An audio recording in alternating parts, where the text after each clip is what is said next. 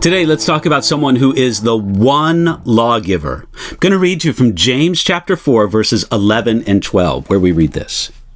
Do not speak evil of one another, brethren. He who speaks evil of a brother and judges his brother speaks evil of the law and judges the law. But if you judge the law, you are not a doer of the law, but a judge.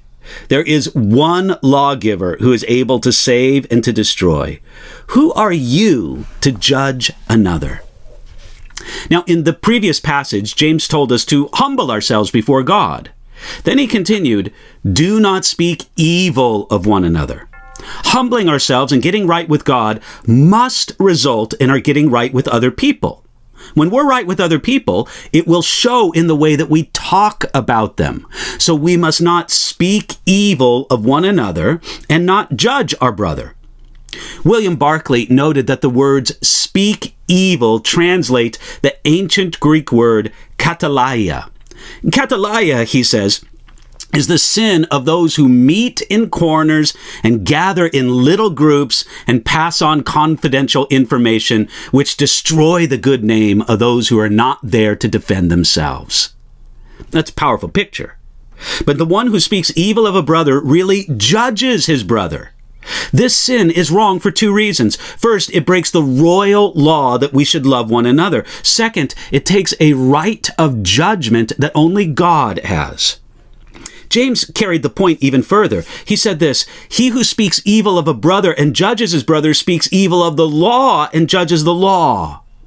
When we judge our brother, we put ourselves in the same place as the law, in effect, judging the law.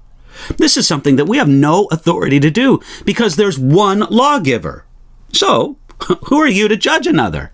Think about that statement that James said. Who are you to judge another?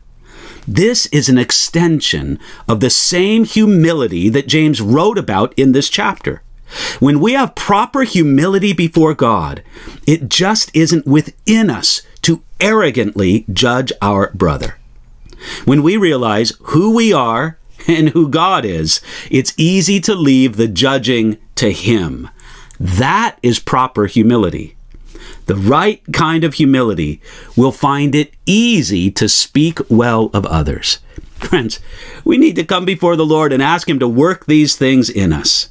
Our tendency is always towards pride and not humility.